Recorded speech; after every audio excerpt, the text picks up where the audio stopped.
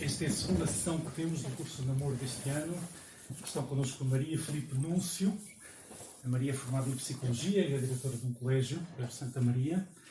E o Filipe é formado em Engenharia Mecânica e trabalha no ramo da Engenharia Mecânica e tem também experiência de falar já há muitos anos. Já estão casados há vários anos. 24 anos, daquilo que fazem as bodas de prata.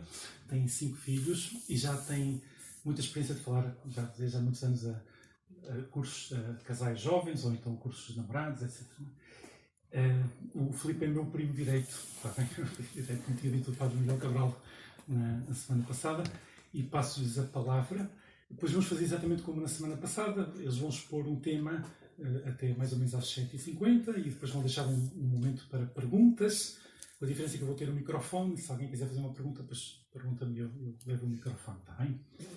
Muito obrigado. Eles vão falar sobre as diferenças e complementariedade entre homens e mulheres.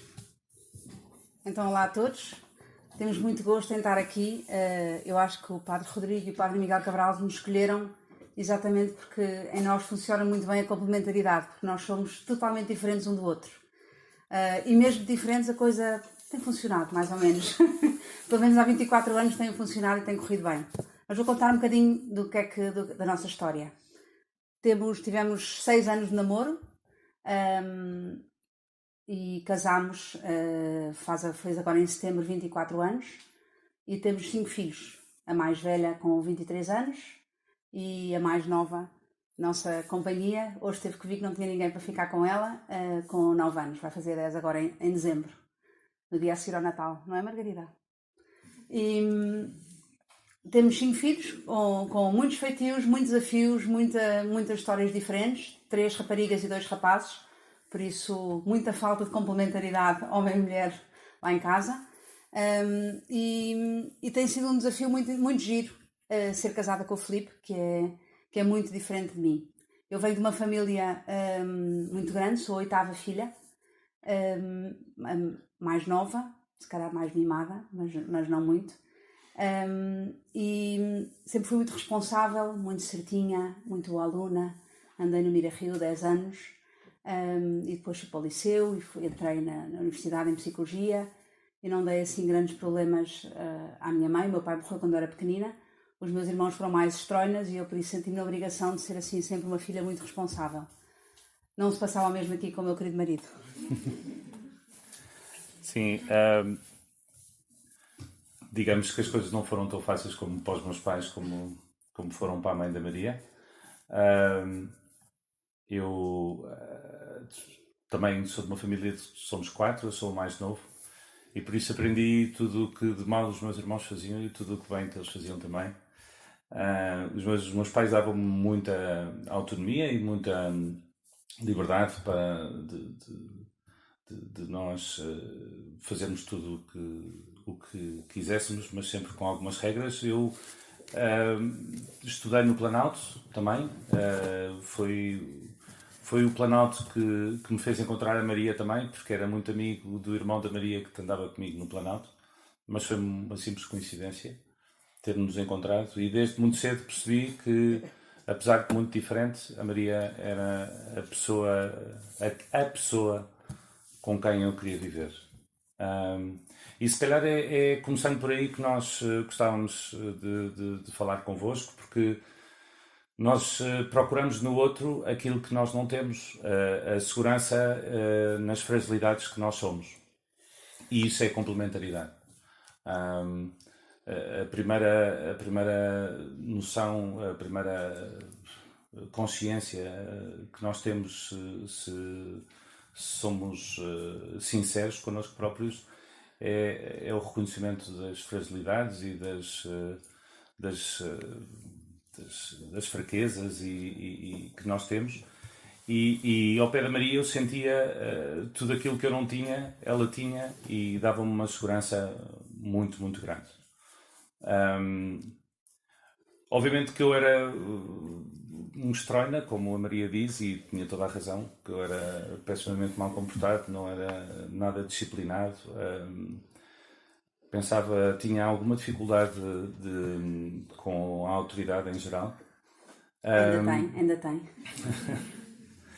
Mas tinha muito bem presente na minha cabeça, se calhar porque gosto de matemática e sou engenheiro, era minimamente pragmático para, desde muito cedo, ter bem definido quais eram os critérios na escolha da pessoa da minha vida e tinha que ser muito diferente do que eu era. Eu normalmente, antes de começar a namorar, se calhar as raparigas fazem um bocadinho isto, não sei. Eu fiz, e deu-me imenso jeito, fiz uma checklist do que é que eu gostava que o meu futuro namorado fosse. E era uma folha A4, com imensas características. E depois cada rapaz que eu achava graça, olhava para a lista e disse, não se encaixa aqui. E o Filipe, na sua maioria, encaixou-se em quase toda a minha checklist. E por isso foi assim um princípio de namoro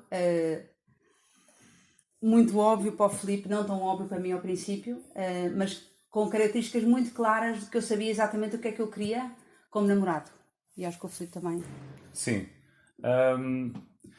De facto, nós costumamos brincar com isto, mas não tem graça nenhuma quando dizemos que a mulher com quem nós casamos é a escolha da nossa vida. Nós, por muito que gostemos dos pais, não os escolhemos, por muito que gostemos dos nossos filhos e amamos-los profundamente, nós também não os escolhemos. Mas a mulher com quem vamos casar, Deus deu-nos essa possibilidade, a escolhermos, e é de facto a escolha da nossa vida. E por isso, pronto, este exercício foi relativamente fácil quando me apercebi tão cedo que, aos 17 anos, que tinha na minha frente provavelmente a mulher com quem eu iria casar. Mas de facto, via que nas qualidades nós éramos completamente o oposto em tudo. E era engraçado como no oposto nos complementávamos. E a ponto de percebermos que esta questão de sermos diferentes, quer do ponto de vista da ADN, da família e em termos também de género, não era de forma nenhuma um bloqueio ou um obstáculo que Deus colocava à nossa harmonia como casal, mas tudo pelo contrário, eram trunfos que nós deveríamos fazer e saber ter a audácia e a inteligência de saber utilizar para, como duas pessoas individuais, construirmos uma relação que éramos muito mais do que nós próprios, que conseguíamos tirar o melhor de cada um. Estava a pensar um bocadinho nas características de cada um e eu de facto sempre fui muito organizadinha, muito certinha e achava uma certa graça, não lhe dizia, mas achava uma certa graça. O Filipe trocava-me sempre as voltas. Eu, por exemplo, organizava a minha semana e pensava, durante a semana vou estudar, vou para as aulas, não sei o quê, vou fazer babysitter, fazia assim uns trabalhinhos e conseguimos namorar quinta-feira à tarde e sábado vamos ao cinema e tinha tudo organizado. E ele chegava, eu estava no liceu, na faculdade, e ele aparecia lá. Eu disse, não é dia de namorarmos, não é dia de vir cá. Ele disse, não, mas é de mais ir assim. E eu ficava um bocadinho irritada com sair fora da caixa, mas acabava por gostar imenso disso. Porque o Filipe era sempre fora da caixa. Toda a gente pensava de uma maneira e eu também pensava que sou sempre uma yes man, e o Filipe pensava fora e eu achava muita graça. Eu muito tímida, chegava a um sítio qualquer, nunca ninguém me conhecia, coro imenso, agora aqui estou a fazer um esforço, já não coro, mas costumo corar. O Filipe fala altíssimo, não tem problema nenhum, fala com toda a gente e eu ao princípio ficava um bocadinho envergonhada, mas cheguei à conclusão que gostava imenso disso. Por exemplo, hoje em dia se vamos a uma festa que não conhecemos ninguém, um casamento ou não sei o quê, estamos sentados numa mesa, se por acaso ele não está ali e se atrasou, eu fico constrangida porque falta-me sempre esta muleta que vai quebrar o gelo e que vai estar à vontade a falar com toda a gente e mete conversa com toda a gente. No outro dia fomos também um testemunho do Dom Manuel Clemente que nos pediu para falar sobre as famílias e o papel das famílias na igreja e nós preparámos assim um testemunho muito, muito certinho. Depois havia uma pergunta de um casal que disse, mas não é difícil ser católico no meio do trabalho? E eu disse, pois, é difícil. Uma resposta muito clichê. E o Filipe disse, não é difícil é ser católico na Síria. Em Portugal não é nada difícil ser católico. É sempre umas respostas muito, muito ao lado e muito fora do contexto. É a resposta do Filipe. Eu acho que o ser diferente, esta pimenta nas coisas, que eu acho imensa graça. Obviamente que se for só pimenta, nós não temos a estrutura da organização que nos permita construir uma família E a Maria sempre foi para mim a estabilidade, o porto de abrigo, a segurança, o saber que dentro daquilo que do improviso existe sempre uma ordem, uma organização. Sempre foi para mim essencial, porque não é no improviso que se cria filhos, não é no improviso que se consegue a disciplina suficiente para encarar o sacrifício do dia a dia, porque o dia a dia não é só coisas fora da caixa e não é diferente todos os dias como nós queremos. De facto, a Maria e o aprofundamento da relação com a Maria também me ensinou a moldar-me a esta realidade das regras, de uma autoridade, da organização, que eu tenho tanta dificuldade em adaptar-me. Ou tive, agora já estou um bocadinho melhor. Mas, de facto, eu olho para trás e vejo o que seria da minha vida sem este porto de abrigo, sem esta segurança. Pois eu tenho a certeza que poderia ser muitas coisas, até poderia ser um sem-abrigo. Certamente que tenho a certeza que seria uma pessoa muito pior. E eu, se calhar, seria uma solteirona chata e beata sem o Filipe. Mas de facto, nós encaramos esta complementaridade, e quando a encaramos não como um obstáculo na relação, mas como uma complementaridade que nos pode ajudar, nós lembramos muitas vezes daquela imagem que tanto nos faz recordar a capacidade de nos moldarmos um ao outro na complementaridade, e aquela imagem do barro nas mãos do oleiro, e que neste caso, se nós tivermos a capacidade também de construir uma relação a três em que nos pomos à disposição de uma mãe educadora, que é a Nossa Senhora, de Deus, Pai, e que nos molda como se de um barro nas mãos do oleiro se tratasse, nós percebemos que esta complementaridade tão diferente e tão longe nos pode aproximar tanto, sempre que temos a capacidade de reconhecer no outro pontos em que temos que melhorar, e também pontos onde nós temos, se calhar, razão, não sei. E nós para o livrinho do nosso casamento escolhemos aquela imagem, não sei se conhecem, de uma mão de Deus e uma criança em barro, e simulámos ali, em vez de uma criança em barro, duas pessoas, e sentimos muito que ao longo do nosso namoro e desde que nos conhecemos, que fizemos um caminho também com Deus, que foi muito ajudar a moldar-nos este nosso amor e estas nossas imperfeições, e por isso sentimos muito que a complementaridade para nós é um fator muito importante, porque foi um fator de completude. Eu sem o Filipe sinto-me incompleta, e acho que ele puxa em mim aquilo que eu tenho de melhor e ajuda-me a ser melhor, e eu acho que faço o mesmo ao Filipe. E por isso eu acho que o sermos diferentes, homem e mulher, não é uma armadilha que Deus nos faz. Deus não diz: vou arranjar a coisa mais diferente, que é um homem e mulher, e agora pôr juntos, para ver o que é que isto vai dar. Não é uma armadilha, é uma coisa gira. É mesmo bom nós percebemos que temos maneiras diferentes de ver o mundo. E hoje em dia com os filhos vemos muito isso. Se as filhas vêm dizer vêm colocar uma questão, um problema, eu vejo de uma maneira e o Filipe vê sempre de outra. E eu acho que é nesta junção das duas ideias é que está a mais-valia, que está o bom e é que está o forte. Nesta complementaridade, obviamente que não só é como a Maria acabou de dizer, como também nós, para constituirmos uma família, nós temos problemas que eu preciso da Maria para perceber como é que a totalidade do problema. É como se fôssemos uma esfera em que eu só vejo metade da esfera. Eu preciso da visão total da esfera para perceber a realidade do problema e em conjunto arranjamos solução para ele. De forma que de facto não é um obstáculo, como a complementaridade homem-mulher vivida em pleno é a melhor forma e a forma mais equilibrada de, em conjunto, constituirmos uma família. Porque o homem precisa de uma mulher e a mulher precisa de um homem.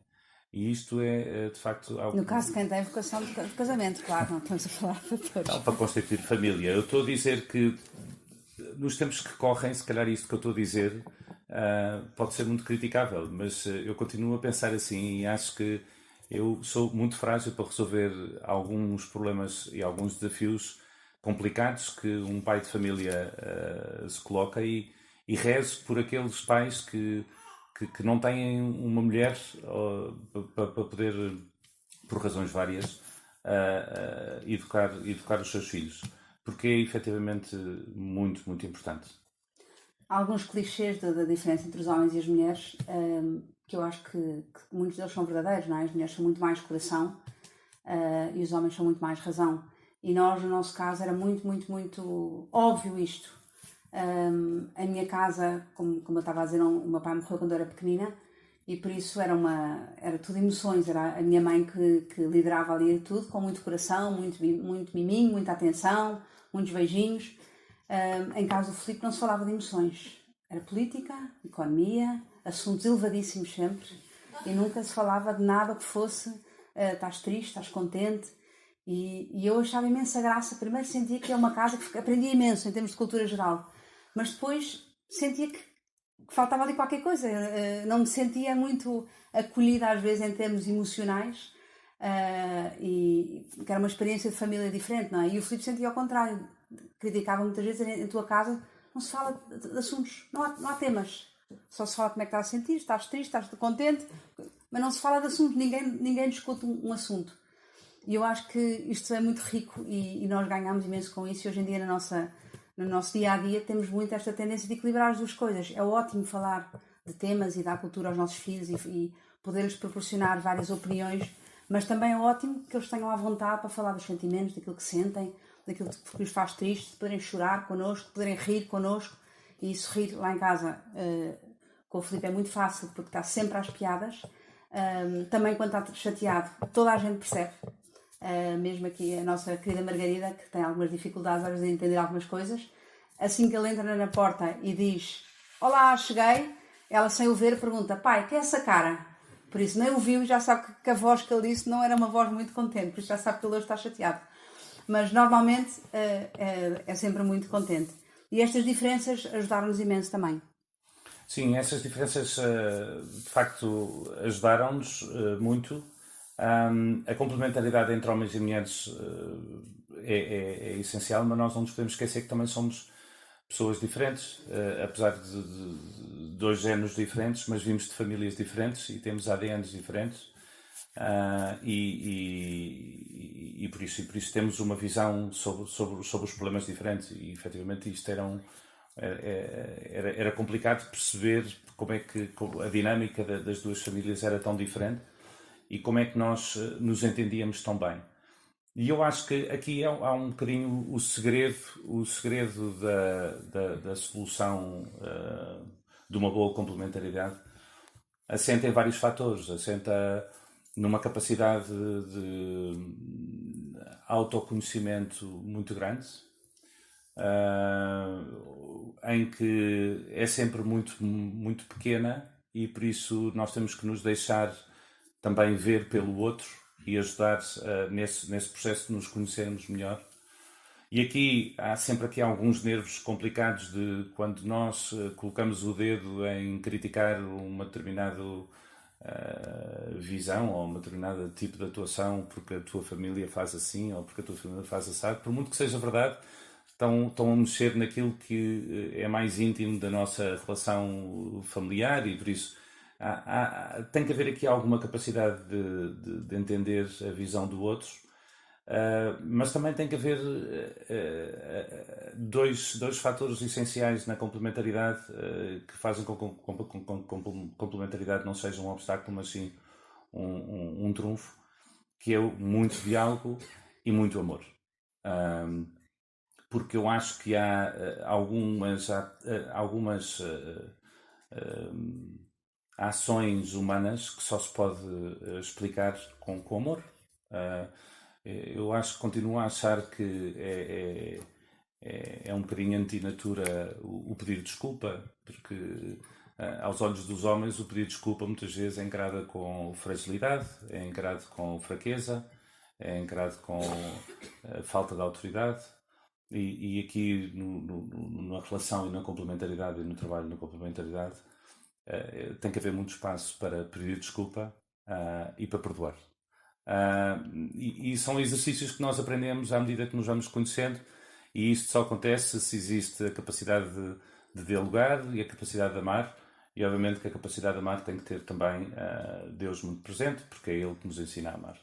E nós aprendemos muito isto no desculpa. Eu peço desculpa por qualquer coisa, peço desculpa pelas coisas boas que fiz e pelas más que fiz, peço desculpa por qualquer coisa. Não são às vezes desculpas muito sentidas. E depois, quando ele me chateia, eu fico assim a remoer muitos dias. Eu disse desculpe, claro que sim, mas cá dentro ainda não está o assunto resolvido, demora alguns dias às vezes a resolver os assuntos. Ele, pelo contrário, pode não desculpar logo, mas quando desculpa mesmo. As desculpas do Filipe são mesmo verdadeiras.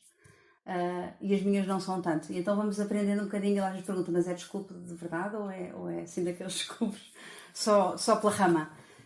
Eu acho que às vezes temos maneiras diferentes de ver as coisas, não é? E não há como o outro, com quem está connosco há muito tempo, que conheça as nossas fragilidades. Se nós queremos magoar o outro, sabemos exatamente onde é que temos que tocar, mais do que as outras pessoas, não é? Por isso, ao mesmo tempo, dá-nos muita responsabilidade gostar de outra pessoa e conhecer os seus defeitos e as suas qualidades, e é ótimo, mas também sabemos que não podemos usar isso em momentos maus, em momentos que o outro está frágil. Eu já sabia que isto ia acontecer, eu tinha-te dito, estava-se a prever esse género de comentários que no fundo não são construtivos e que às vezes é difícil nós, numa relação a dois, não termos um certo gozo quando percebemos que nós tínhamos razão. E esta desculpa presente eu acho que é uma coisa muito, muito importante. Sim. Eu ia também dizer isto aqui. Temos como nesta base do diálogo e do conversar, nós tínhamos, quando casámos, eu fui a penúltima do meu lado a casar, mas não havia assim nada estipulado, nenhuma rotina de ir almoçar à casa da minha mãe com os meus irmãos ao fim de semana, qualquer coisa. Vai-se e continua a haver. Vai-se quando apetece. É sempre um esquema de quem apetece. A minha mãe tem sempre almoço sábado e domingo. Quem apetecer ir, pode ir. É só avisar meia hora antes. E se não houver, faz uns ovos mexidos, não há stress nenhum. E em casa dele não, é tudo muito estipulado. E havia, hoje em dia já não há, um jantar à segunda-feira. Não posso dizer mal, porque o Padre Rodrigo é primo direito, mas os núncios jantavam, se eu disser 9h30 estou a ser muito, muito simpática. Antes das 10 não se começava sequer a ir para a mesa. Com dia de trabalho, a minha casa sempre se jantou às 8, gosto de deitar cedinho, com os filhos pequeninos gosto que eles vão para a cama cedinho, e vivemos em Paços de Arcos. O Filipe vivia os pais do Filipe viviam na Avenida de Roma, por isso nós chegávamos às 7h30 na Avenida de Roma, com a Joana e o Henrique pequeninos, para dar o jantar, uma sopinha, não sei o quê. Nada, ninguém em casa sequer. A chave estava debaixo do tapete e entramos, não havia mesa posta, não havia... Está a gravar. Esta parte vai-se cortar, Rodrigo. E no fundo era um stress para nós. O jantar de segunda-feira era um stress, porque nunca acabava antes da meia-noite, 1h, no dia seguinte às 7h está tudo a pé. Era uma fonte de stress para nós, e nós começámos a perceber que há ajustes que temos que fazer com a família, e acabámos por sentir que para nós era mau aquele jantar de segunda-feira. E então arranjámos uma maneira de mudar para o fim de semana, e também arranjou-se uma casa, meus sogros têm uma casa fora de Lisboa, e por isso foi mais fácil também conseguirmos esse ajuste ao fim de semana. Mas nessas situações, que não é fácil falar com a família do outro e com os pais do namorado, e com esta gestão com os pais do marido, temos sempre uma teoria, que é, com os pais do inimigo fala ele é que fala com os pais dele, e eu é que falo com o meu lado. Algum problema com um irmão meu, com um cunhado meu, que foi chato, que fez não sei o quê, que lhe bateu com a moto no carro. Outro dia um sobrinho meu, já grande, bateu no carro. O Filipe é engenheiro, muito picuinhas com o seu carro. Todos os dias verifica se o carro dele e meu está em ordem. A moto bateu, tem que ser eu a falar com o meu lado, e não ele. E isto foi uma coisa que nós aprendemos já há muito tempo e que tem sido muito positivo. Se há uma coisa qualquer que eu tenho que dizer menos simpática ao lado dele, digo via ele. E ele é que tem que tratar desse assunto. E do meu lado é a mesma coisa. Se há uma coisa que a minha mãe fez que eu tenho que mudar, ele diz-me a mim e eu é que transmito à minha mãe. Eu tento não dizer que foi ele que disse. Não, mãe, olha, o Filipe disse que... Não, nem pensar. mas tentar ser eu a dizer. E eu acho que isso é um truque mesmo de boas relações entre as pessoas, que eu acho que ajuda imenso, porque temos sempre que valorizá-lo perante o meu lado. E ele tem que sempre me valorizar perante o lado dele. Isto parte do princípio que sempre que nos vem buscar os filhos para casar com eles, estão-nos a roubar um filho, e por isso é um inimigo até que prova em contrário. Mas Deus queira que não seja assim, se eles tiverem a capacidade de escolher bem. Mas pronto, há muitas histórias. Eu também gostava de contar uma, porque a forma que nós temos também de dialogar é tão diferente, e se nós não tivermos a capacidade de acolher o outro na forma que ele tem de comunicar connosco, pode haver tantos mal-entendidos, tanta incapacidade e intolerância de conhecer bem o outro. A Maria falava, e com muita razão, se nós de facto queremos ter uma relação verdadeira, não podemos esconder ao outro o mais profundo dos nossos sentimentos e da mais profundo do nosso próprio ser. E por isso há aqui uma entrega ao outro na medida em que damos-nos a conhecer por inteiro, e quando nos damos a conhecer por inteiro somos vulneráveis e passamos a ser vulneráveis, e tem que existir nessa relação sempre um respeito muito grande por aquilo que nós chamamos o jardim proibido, ou seja, nós sabemos exatamente quais são os temas que mais afetam e quais são as teclas que nós podemos tocar que mais pode magoar o outro. E por isso nós temos que ter a noção clara que nós somos a pessoa que mais consegue fazer o outro feliz, mas também temos no nosso poder a bomba atómica que pode mais magoar o outro, e o conhecimento desta realidade torna em nós uma responsabilidade ainda maior.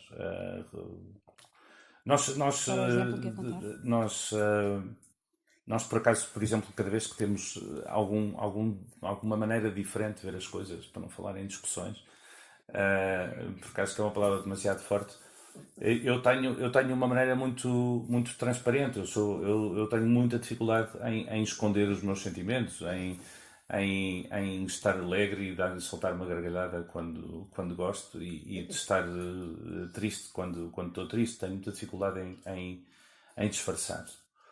E por isso, quando tenho um problema para resolver, eu quero o problema resolvido logo ali. A Maria tem uma maneira completamente diferente. Não sei se por ser mulher, por ser diferente, mas vai guardando as coisas e vai escrevendo num bloco de notas absolutamente organizado e com uma letra muito pequenina. Eu tenho um medo daquele bloco de notas que vocês não imaginam. E vai enchendo o bloco de notas pouco a pouco, até que aquilo chega a uma determinada dimensão que eu ainda não percebi qual é, e diz: vamos jantar fora. E eu antigamente gostava imenso de jantar fora com ela. Hoje em dia digo sempre que quero jantar em casa, porque já sei que vai pôr aquelas linhas todas durante o jantar para serem resolvidas. Eu não sei como é que ela aguenta tanto tempo para resolver um problema que aconteceu há um mês, mas tem essa capacidade que eu não tenho, porque deve ser uma besta por um lado, e por outro lado já me esqueci completamente. Mas quando alguma coisa me afeta, eu tenho aquela necessidade de arrumar o assunto antes de me deitar, e pronto. Há muito até aquela teoria de que uma relação deve ser feita dia a dia e nós não devemos ir para a cama ou cada um para a sua casa antes de resolver o assunto. Eu, por acaso, tenho às vezes uma noite bem passada, e é muito boa conselheira para não se resolverem as coisas a quente. Mas estou a dar uma ideia de quanto de uma coisa tão simples pode, se não for bem compreendida e bem tolerada pela outra parte, uma coisa tão simples de gerir e de respeitar a diferença pode ser foco de destruição, porque eu quero que a coisa seja resolvida ali e a Maria prefere esperar uma semana. Temos que deixar espaço para encontrar uma harmonia no meio disto tudo. Eu acho que o namoro serve exatamente para isso, para nós percebermos aquilo que nós estamos habituados e que é diferente do outro. E há coisas que eu estou habituada e são diferentes das do Filipe, mas que eu vejo que o Filipe tem razão. E então, com o tempo, tento ceder. Não quer dizer que ceda em tudo. E há outras coisas que eu estou habituada e que o Filipe faz diferente, mas que eu não quero ceder. E nós costumamos dar este exemplo. O Filipe tem, que, como já disse, é muito cuidadoso com os carros, e eu não era nada cuidadosa com os carros, e subia passeios, como se calhar todas as senhoras aqui sobem passeios. E o Filipe chegava à casa e ia ver o carro, ainda éramos namorados, e ele ia ver o carro da minha mãe, que era o carro que eu andava, e dizia: aquele pneu da direita subiu. Pois, agora vai ter que alinhar a direção, pagar o alinhamento da direção, custa não sei quanto, é milionária, todas as semanas vai alinhar a direção, isso é fantástico. E ficava irritadíssimo com isso. Uma vez também não tinha sítio para parar o carro, e parei o carro bastante em cima daqueles, de um arco de pedra, e o carro ficou de facto com uma moça por baixo, e quando eu entrei no carro, aquilo fazia... Mas eu falei, ele não vai notar. No dia seguinte, disfarcei completamente. No dia seguinte entrámos no carro e eles: esta direção, quantos passeios subiu? Eu disse: não subi passeio nenhum, não me lembro de subir passeio nenhum, subi outra coisa, não era bem um passeio, era uma coisa de pedra. Ele olhou para baixo, tinha o chassi todo estragado. E pronto, eu cheguei à conclusão que de facto a minha falta de cuidado com o carro era uma estupidez. E era uma patetice da minha parte, fingia que não me importava, mas de facto gastávamos dinheiro com isso. Não faz sentido nenhum. Punha-o ele tristíssimo, ficava desanimadíssimo com os carros, e de facto foi uma mudança, e hoje em dia até me enerva ver os meus filhos a subir o carro o passeio, que não sabem com o pai que têm, porque senão, coitado, não jantam, mas até me enerva. Trabalho ali na Lapa, e quando vejo as pessoas a parar o carro em cima do passeio, com a roda que fica metade do passeio, até fico enervada como ele fica. Por isso aprendi, nitidamente cedi. Bom, a Maria foi simpaticíssima, não é só com o carro, destruía tudo, não é? Não exagero. Mas pronto, não tenho muito jeito para as máquinas, ou não tinha, porque agora é muito cuidadosa. Eu, por um lado, por exemplo, não tinha qualquer tipo de respeito pelos horários, e achava que não devia ser escravo do relógio, e esquecia-me que atrás de um atraso meu prejudicava imensa gente. E a Maria sempre foi muito disciplinada. E obviamente que aqui eu tive que ceder, porque não fazia sentido nenhum. Ou seja, há aqui situações em que a complementaridade só funciona se houver cedência dos dois lados. E ao final de nós estarmos casados há algum tempo, olhamos para trás e temos a capacidade de rir de nós próprios em relação às bestas que éramos. Eu não sei bem como é que eu ia dizer isto de outra maneira. E ao percurso de melhoria contínua que nós somos sujeitos quando estamos numa relação em que tiramos o melhor partido do melhor do outro, e o outro igual. Há uma característica muito interessante que nós não gostávamos de deixar de passar aqui, que é a capacidade que a Maria teve desde que nós conhecemos de me ajudar a rezar, que é uma coisa que eu já percebi que é muito comum a muitos amigos meus, homens, não sei se todos, mas nós temos uma dificuldade imensa de nos relacionarmos com o Divino de uma forma tão natural como a Maria me ensinou a rezar. Quer seja por fórmulas, quer seja de uma forma tão natural que me ensinou desde sempre, que me deixava completamente desarmado. Inclusive quando mesmo ainda namorados rezávamos em conjunto e tínhamos algumas orações de forma espontânea, eu reconhecia uma vergonha imensa em rezar, e foi com uma naturalidade muito grande que a Maria me ensinou aquilo que de mais importante nós temos, tão simples como saber rezar. Eu acho que é um bocadinho característica dos homens que têm mais dificuldade em Pai Nosso e Ave Maria, ainda vá lá. É uma fórmula recitada, não estou a dizer que o Pai Nosso é uma fórmula, mas pronto, vai. Agora, uma oração mais espontânea, o Filipe tinha muita dificuldade, e eu vejo com os meus filhos em casa também. Ou é uma coisa muito formal e que todos sabemos, ou têm dificuldade em fazer uma oração mais espontânea de como é que correu o dia, ou pedir a Nossa Senhora qualquer coisa.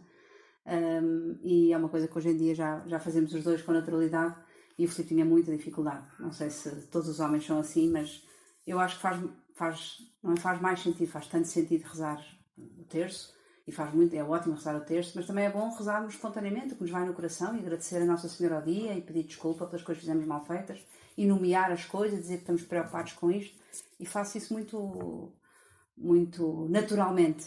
Também tenho um fator de sorte, como o meu pai morreu quando eu era muito pequenina, rezo muito a Deus e ao meu pai, quer dizer, estão os dois no céu, não é? O meu pai está com o céu, por isso está no céu, e por isso para mim sempre foi muito natural ir pedindo ajuda a Deus barra meu pai do céu, meu pai biológico, e por isso era muito natural falar como se fosse uma pessoa normal, como não ser só em fórmulas. E acho que foi uma coisa importante para nós dois, e hoje em dia acho que é uma coisa também importante para os nossos filhos. Eu, como tinha o pai aqui que me dava tudo o que eu podia, eu às vezes sentia pouca necessidade de falar ao Pai do Céu, mas a Maria ensinou-me de facto isto, que de facto eu acho que do ponto de vista espiritual, se o homem é uma página, as mulheres são um livro inteiro, e têm uma riqueza de capacidade de doação e de relação com Deus muito superior. Outra coisa e isso ainda acontece hoje em dia, não é? Eu acho que as mulheres, quando têm um problema, gostam de desabafar o problema que têm. E o homem quer arranjar a solução, não é? Acontece muitas vezes, venho chateada com qualquer coisa do trabalho, com qualquer coisa dos filhos, e começo a desabafar um problema, e estou chateada com isto, não sei o quê, e o Filipe racionalmente diz, então, mas para isso tem duas soluções, ou isto ou aquilo. Eu disse, mas eu não pedi soluções, eu só queria falar sobre isto, eu não quero soluções, eu quero falar, não é? E ele disse, mas eu não percebo. E isto é uma coisa que com 24 anos de casar continua a acontecer assim. Por isso, ou há a solução A ou a solução B. Não há a solução C, por isso não tem razão para ficar chateada. E as mulheres, eu acho que gostam muito de estar ali a remoer no fundo, a mim o que me tranquiliza, às vezes eu falo e sou um bocadinho emotiva, às vezes choro a contar qualquer coisa, e o Filipe se pergunta, esta conversa correu tão mal. Eu disse, correu tão bem, chorei imenso, saiu tudo, foi tão bom. E ele disse, eu achei que foi tão mal. Pronto, temos muitas maneiras diferentes de ser, mas eu acho que é muito esta... percebemos que o outro é de facto geneticamente diferente. Eles não compreendem mesmo. Por exemplo, dizer ao Filipe uma coisa que eu às vezes digo, eu prometo que eu vou ajudar mais em casa. Mas em como? Eu disse, toma a iniciativa. Não é preciso eu dizer, a mesa é para levantar, é olhar. Pode-me ir dizendo. Os homens não conseguem muito ter a iniciativa de perceber que aquele filho está triste, que há ali aquela situação, que aquela pessoa que entrou agora pediu qualquer coisa. Falta-lhes essa atenção às vezes aos outros, ou tomar a iniciativa, não é? E eu acho que não vale a pena nós ficarmos permanentemente tristes com isto, porque eles não vão tomar a iniciativa. E então nós temos que dizer, olha agora que a pessoa está a precisar, olha agora é preciso ir buscar, falta vinho, vai buscar vinho. E tem que se andar assim. O Filipe diz que chegamos a um casamento e ele sai de lá sempre com as pernas cheias de nódoas negras, porque eu estou sempre o tempo todo debaixo da mesa a dar pontapés. E às vezes porque às vezes não é muito atento aos outros, e eu, se calhar, de feito de profissão de psicóloga, eu olho muito para as pessoas e vejo o que é que aquela pessoa está a precisar, o que é que aquela pessoa não está a entrar na conversa, e tento ser um bocadinho atento aos outros, que acho que isso, não sei, tenho esse dom, ou essa facilidade, ou esse gosto também. O Filipe é um bocadinho mais aéreo, não é tão atento, e por isso, mas eu acho que no geral as mulheres são mais atentas aos outros e os homens não são tanto, e nós temos que puxar um bocadinho por eles nesse lado. E eles também puxam por nós do lado da racionalidade, e não ser tão emotiva, não sofrer, também não arranjar problemas onde eles não existem. Às vezes achamos que as pessoas estão cheias de problemas e não estão nada. Nós temos a caixa do vazio, aquela caixa que nós não pensamos nada, mas acho que de facto é muito o que a Maria está a dizer. No nosso caso funciona muito assim. Eu lembro-me quando nós casámos, foi uma emoção enorme receber todos aqueles equipamentos, todos novos, e pô-los todos a funcionar. Para mim foi uma atividade entusiasmante. Mas claro, cada vez que eu instalava uma máquina, eu lia as instruções de uma ponta à outra para ver como operar com a máquina. Não é? A máquina de lavar a roupa. Tem umas instruções complicadíssimas. Mas, e depois deixava as máquinas, as instruções que depois de as ler na mesinha de cabeceira da Maria, a Maria não ligava pego àquilo, não é? E eu não percebia, porque ela construía a sua própria manual de instruções a experimentar botões, não é? Experimentava um botão, via como é que funcionava, escrevia isto é para isto. Obviamente que muitas vezes essa forma de lidar com as máquinas dá problemas na base da intuição, mas com as pessoas funciona bem. Com as pessoas funciona bem. Nós estamos sempre à procura que as mulheres nos deem um manual de instruções para se relacionar melhor com a pessoa do lado. E eu preciso deste manual de instruções e a Maria dá-me esse manual de instruções. Porque tem uma intuição feminina que eu não tenho e nunca vou ter. E por isso eu preciso desse manual de instruções. A Maria é o meu manual de instruções. E que seria de mim se não tivesse esse manual de instruções? Certamente que seria uma pessoa muito mais desequilibrada e hoje em dia olhamos e sentimos e rezamos que de facto é uma alegria ter alguém que nos faz melhor todos os dias. Tenho a sorte de... Mas o mérito é em parte meu, porque fui eu que a escolhi. Ele diz muito aos filhos, não sejam escolhidos, escolham. Tem que ter uma atitude ativa. Claro que para escolher, o outro também tem que ser escolhido, por isso acho que tem que ser ambos a escolher. Não, mas eu digo para terem O critério, Filipe foi ele que me tenham um escolheu. manual de instruções. Não é? Eu acho que ambos nos escolhemos, mas ele quer sempre ficar com o mérito que ele é que me escolheu. Pronto, e estamos a aproximar-nos rapidamente do fim. Não vejo ninguém a dormir, o que para nós é uma coisa extraordinária. Mas nós gostávamos de vos desafiar agora nos últimos 3, 4 minutos a um desafio que pode ser um desafio mental ou pode ser um desafio com lápis e com papel. E que depois podem fazer nas vossas casas. Que podem fazer nas vossas casas, que é um desafio que nós... É um desafio, uma dinâmica, uma pequena brincadeira que nós propomos que façam, mas que a solução é depois o sucesso desta dinâmica é vocês levarem para casa e pensarem no assunto. Nós temos sempre, naturalmente, quando nos aproximamos de uma pessoa e sentimos atração e queremos relacionar-nos com ela e talvez um dia casar, há sempre, como são duas pessoas diferentes, há sempre um conjunto de características no outro que nos atrai inexplicavelmente imenso para essa pessoa, que nos agrada imenso e que funciona como se fosse um ímã natural para estarmos com ela. Parece que aquelas características nos fazem sentir bem ao pé dessa pessoa. E nós, nesse caso, convidávamos as pessoas a escreverem 3 dessas características que mais com esta... O que é que me faz gostar dele? O que é que me faz gostar dela, não é? O que é que me faz sentir bem ao pé dela? E depois, em contraponto com esta dinâmica, convidamos sempre as pessoas, no final desta nossa intervenção, a fazer, a pensar e a tomar consciência de 3 características que às vezes não conseguimos verbalizar e nem sequer pensamos nelas, mas tentar racionalizar 3 características que façam exatamente o contrário. Ou seja, 3 características que nos irritam no outro, 3 características que nos afastam, que fazem com que, quando essas características vêm ao de cima, que nós nos irritemos, nos zanguemos, nos sentimos não tão confortáveis. Porque eu acho que ao longo da vida, aquilo que nos irrita no outro é o mesmo que nos irritou no tempo do namoro. As características estão lá, são sempre iguais, e por isso é importante nós percebermos neste exercício. Nós fazemos isso muitas vezes, nós costumamos dar CPM todos os anos, todos os anos fazemos isso. O que é que hoje me irrita no Filipe e o que é que hoje me atrai no Filipe, o que é que me faz gostar dele. E ao longo dos anos, algumas coisas vão mudando, mas a base está lá quase sempre. Ao longo de 24 anos de casamento e 6 de namoro, as coisas que me irritam no Filipe são sempre as mesmas. E eu acho que o esforço, o giro é pensar, isto me irrita, é muito grave, vou conseguir viver com isto ao longo da vida ou não?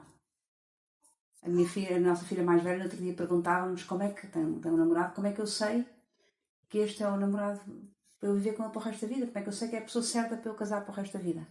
E eu acho que é um bocadinho isso, pensar neste esforço racional e emocional, se as coisas que nós gostamos são de facto coisas importantes e se as coisas que nós não gostamos, porque nós nunca gostamos a 100% do outro, são toleráveis. Ou se é uma coisa que é completamente incompatível. Eu dizia ao Filipe a brincar, se ele não gostasse da minha mãe, eu não teria casado com ele. Porque a minha mãe é sozinha e eu senti-me sempre a minha obrigação de dar muito apoio à minha mãe. Ele é impecável com a minha mãe. Mas há sim coisas que era muito importante. Se ele não, sei lá, se ele não gostasse de crianças, para mim era impensável. Eu adoro crianças, temos 5 filhos e trabalho com crianças e não me canso de estar com crianças. Por isso, há coisas que são de facto difíceis de tolerar para mim e outras coisas que seriam difíceis de tolerar para ele. Por isso é um exercício que nós achamos giro até reviver ao longo da vida, ao longo do tempo de namoro, ao longo do tempo de casado. Se estas 3 coisas, 3, 4, 5 quiserem, e depois é giro mostrar um ao outro, porque até nos surpreendemos às vezes as coisas que aparecem. Nessas questões que nós escrevemos que mais nos aproximam, às vezes não conseguimos perceber muito bem o quê, mas é importante fazer o exercício porque é que estas coisas nos aproximam. Mas o que nós acreditamos que são os pilares de uma relação frutuosa e de alguma forma uma relação verdadeira entre um homem e uma mulher é quando nós olhamos para aquilo que mais nos afasta e conseguimos encontrar nestas coisas que mais nos afasta pontos de aproximação e de melhoria constante, de forma a que nós ao longo dos anos vamos revisitando esta listagem e aquilo que lá estava já não são aqueles pontos, mas são outros. E nós percebemos que aquilo que antes nos afastava já foi substituído por outra questão, e olhamos para trás e vimos que fazemos caminhos juntos e que vamos, por amor, cedendo aqui, por amor, cedendo ali, e vamos, como dizíamos no princípio desta intervenção, tentar ser um bocadinho o barro nas mãos do oleiro, e ter consciência que os dois sozinhos nada podemos, mas quando esse barro está nas mãos da mãe, da mãe que nos educa e do Pai do Céu, com certeza que nos fará de dois vasos de barro um vaso ainda mais bonito e esse barro que seja capaz de ser moldado até o final das nossas vidas, como um só barro. E é uma equação que, de facto, 1 mais 1 não é igual a 2. Eu com as minhas falhas e o Filipe com as suas falhas, os dois juntos somos muito mais completos e muito mais felizes do que seríamos separados. E por isso a complementaridade, volto a dizer, não é uma armadilha que Deus nos fez. Tornar-nos homem e mulher diferentes é, de facto, uma bênção e uma alegria poder contar com outra pessoa diferente de nós e que nos completa ao longo da vida. Agora deixarmos a perguntas, se quiserem dizer alguma intervenção, fazer alguma crítica.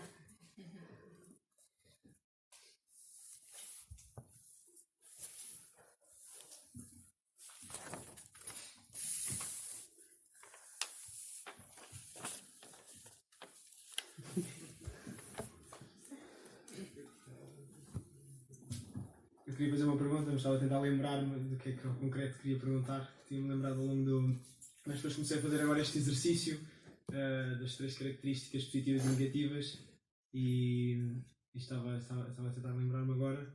Mas era sobretudo naquilo que vocês falaram e concluíram, não é, com esta ideia da relação a 2 e a 3, não é? Que é a relação com Deus. E como foi necessário esse crescimento também pessoal de cada um dos dois na sua relação pessoal com Deus, para também que se aproximassem. E gostaria que dessem algum testemunho, alguma coisa apostólica, não é? Algum testemunho apostólico, se pudessem, como é que isso é, como é que isso se reflete também numa sociedade em que o divórcio é uma coisa muito constante, em que a maioria dos casais não são para a vida inteira. 24 anos é muito tempo, não é? Nos tempos que correm.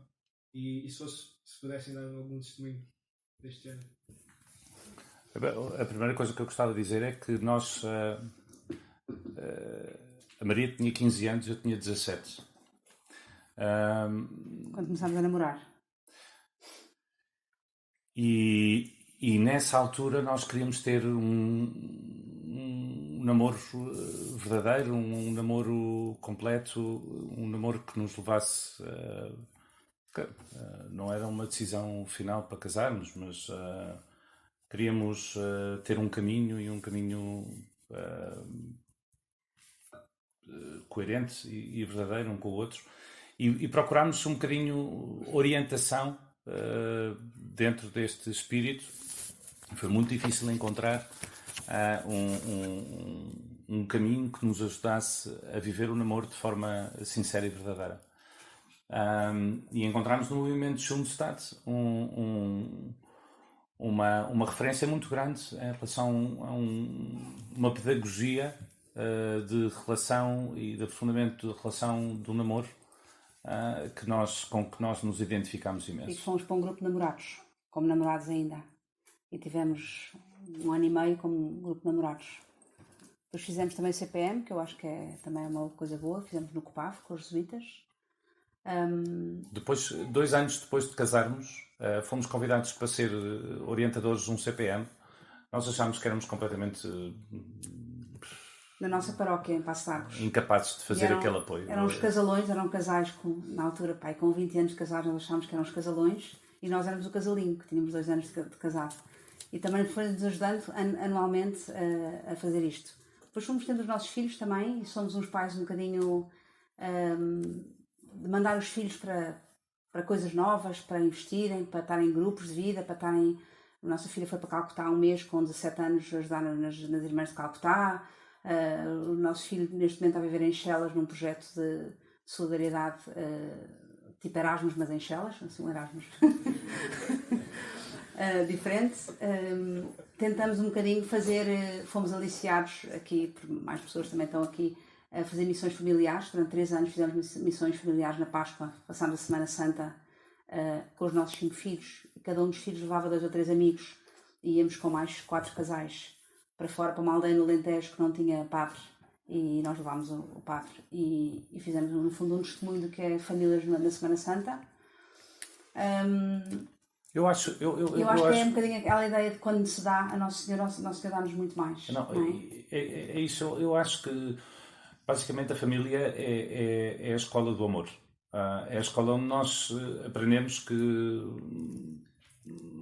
a nossa felicidade está em dar ao outro, em fazer o outro feliz. É esse o grande mistério da nossa vida. Como é que é possível nós sermos felizes?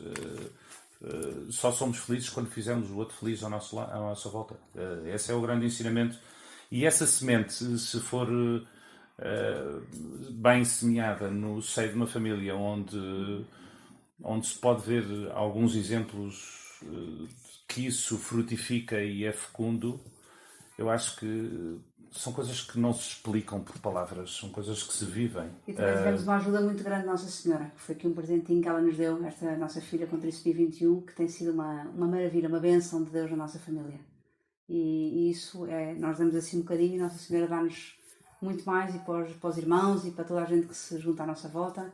É sempre uma alegria ter uma criança assim, e que também é um testemunho para este mundo que não gosta supostamente destas crianças diferentes.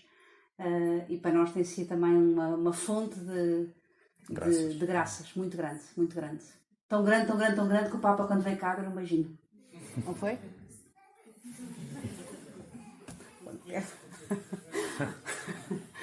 Então, quando o Papa está a pedir para eu contar, quando o Papa... eu gosto imenso de Fátima, sempre gostei, tive sempre uma relação muito forte com Fátima, e quando soube que o Papa vinha cá, em janeiro, disse ao jantar: eu vou, Fátima, quando o Papa vier cá, beatificar os pastorinhos. E o Filipe e os filhos mais rapazes, muito racionais, vão estar milhões de pessoas, é uma estupidez, vamos a Fátima quando a Fátima estiver mais vazio, não vamos nada a Fátima com esse monte de gente. E eu disse: eu vou, e levo a Margarida.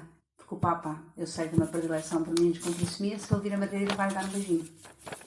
E toda a gente desatou-se a rir à mesa. E o meu filho Henrique é muito racional, disse: oh mãe, que ridículo, acha que o Papa uma vez vai ver a Margarida? Pronto. E eu arranjei um espaço para pôr o carro, tratei de tudo, e no dia 12 de manhã parti para Fátima, desci para pôr as coisas no carro, íamos dormir no carro, e a Margarida disse na escola, é verdade, a Margarida no colégio disse à educadora, eu vou a Fátima e vou dar um beijinho ao Papa. Uma semana antes. Uma semana antes. E a educadora Disse disse, a oh todas. Margarida, pronto. E ela andava, vou a Fátima, vou dar um beijinho ao Papa. E toda a gente, está bem, pronto. E assim foi. E quando eu desci para ir para o carro, Agora, e os o Filipe deu. Toda a gente gozou, já disse. Quando eu desci para pôr as coisas no carro, o Filipe deu o peso da consciência e disse: Não, eu vou também, que é sempre perigoso, tenho que ir para proteger-vos e não sei o quê, eu vou. Lá veio um bocado vendido, não é? E as manas também deu o peso da consciência. Nós temos um filho que dizia, e eu vou dar um beijinho no Ronaldo. Pois é. E lá vieram. Os rapazes não os convenci, e eu disse que não vou obrigar ninguém a vir. Ficaram os dois em casa a jogar Playstation, uma porcaria qualquer. E eu fui para Fátima com as 3 meninas e o Filipe, que ia pelos cabelos, deve-se dizer. Chegámos a Fátima e tivemos a sorte de... Primeiro o Papa passou no Papa Móvel e a Margarida estava às cavaletas do Filipe e apareceu no Instagram do Papa a fotografia dela e um comentário em inglês: vamos rezar por todos aqueles que mais precisam, pelas pessoas que mais precisam das nossas orações. E os meus filhos estavam em Lisboa, disseram: mãe, olha o que é que está no Instagram do Papa. E era a fotografia da Margarida ao colo do Filipe. Isso foi à tarde. E pronto, e passou à noite, ao fim do dia, quando o Papa sai do Papa Móvel, começa a vir a pé e alguém diz: o Papa está a vir a pé. E o Filipe olha para mim, eu olho para o Filipe e ele diz: acha que sim. Pega nela, e ele nestas coisas é ótimo de ser grandalhão e ter esta vontade, não ser nada tímido. Furou, de tal maneira que meus senhores zangaram-se com ele, e com razão, porque eu imagino a violência com que ele terá furado. E foi até à grade. E quando o Papa passou, ele mandou um grito grande a dizer: Papa Francisco! E ele olhou e pegou na Margarida ao colo, deu-lhe um beijinho e tirou do bolso o terço dele. E deu-lhe o terço que está na nossa casa e na nossa sala, num sítio especial que temos na nossa sala, temos o terço do Papa. Eu fiquei muito comovida, não é? E ela, com um ar muito tranquilo, disse: eu disse. A primeira pessoa que me falou foi a educadora dela, que nem é assim uma pessoa católica, e que estava lavada em lágrimas, a dizer: há uma semana que anda a dizer que vai dar um beijinho ao Papa. E deu, de facto. Os meus filhos, cheios de pena de não terem ido a Fátima, não é? E todos a chorar, exato. Ela perguntava: porquê é que a mãe e o pai estão a chorar? Pronto, foi uma comoção muito grande e de facto foi espetacular. E se dúvidas houvesse, quando nós perguntámos o que é que o Papa tinha dito quando deu o terço, a Margarida disse, ainda sabia falar mal, mas fez-se perceber muito bem nesse dia: é para o pai e a mãe rezarem todos os dias. O papai e a mãe rezarem o terço. Por isso foi espetacular e por isso foi assim uma lição todos os dias de aproximação à igreja. E que estava a dizer de apostólico, só a última história, porque não conto mais histórias da Margarida. Quando eu pego as histórias da Margarida nunca mais acabam. Eu vivo em Passo de Arcos, tenho ali o Pingo Doce em frente à igreja de Passo de Arcos, onde vou muitas vezes fazer compras ao Pingo Doce. Como devem imaginar, com 5 filhos e rapazes que comem muito, tenho sempre a despensa vazia. E saí com ela do Pingo Doce e era perto das 7 horas e tocou o sino da missa. E ela perguntou: o que é isto? E eu disse: é o sino a dizer que há missa. E ela: ok. Eu pulei na cadeirinha e ela disse: então, e a mãe vai para casa? Eu disse: vamos para casa fazer o jantar, não tenho nada para casa, para jantar, temos que ir fazer o jantar. Então, mas não é o sino da missa? Isso é, querido, é o sino da missa, mas para as pessoas que vão à missa. Eu vou para casa fazer o jantar. E então o Jesus está a chamar a mãe para ir à missa e a mãe vai fazer o jantar. E eu pensei: ora bolas, ela tem que ir para a missa. Peguei nela e fui à missa de semana, que com 5 filhos em casa e não sei o quê, estou a chegar com fome, não costumo fazer, não é?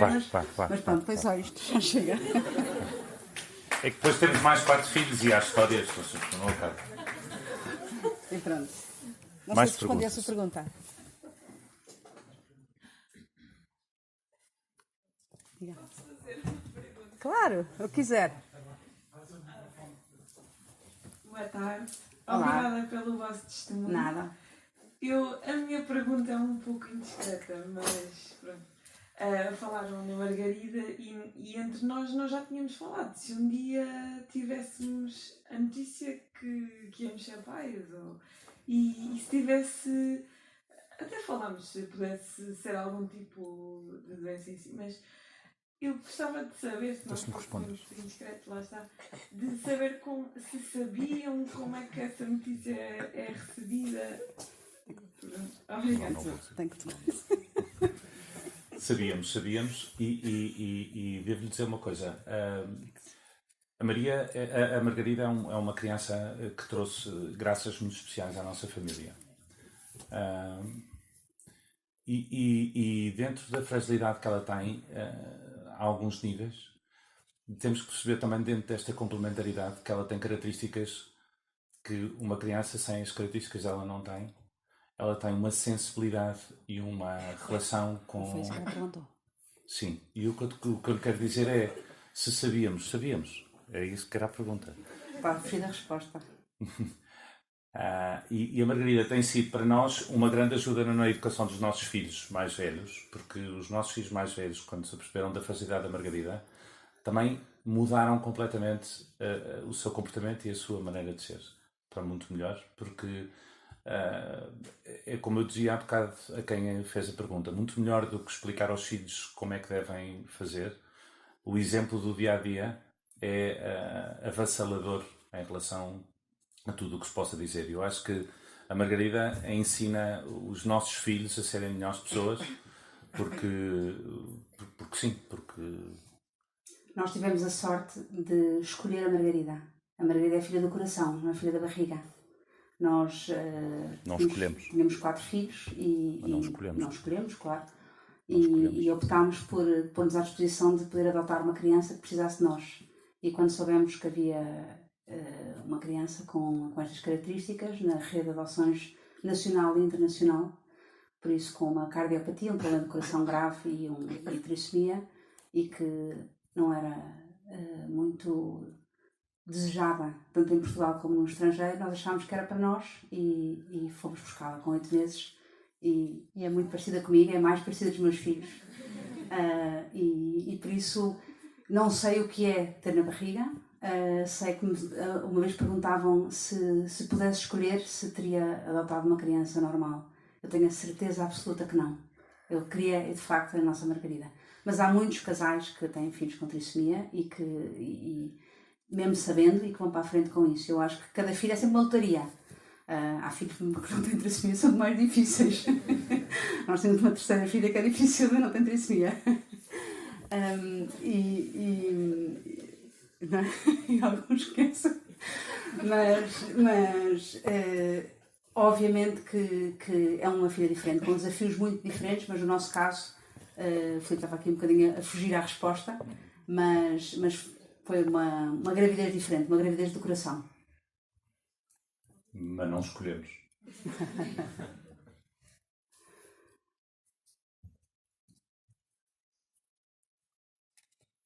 Mais alguma pergunta? Bem, como já estamos na hora, eu queria fazer a pergunta depois, mas antes queria que dessem uma grande salva de palmas aos nossos convidados.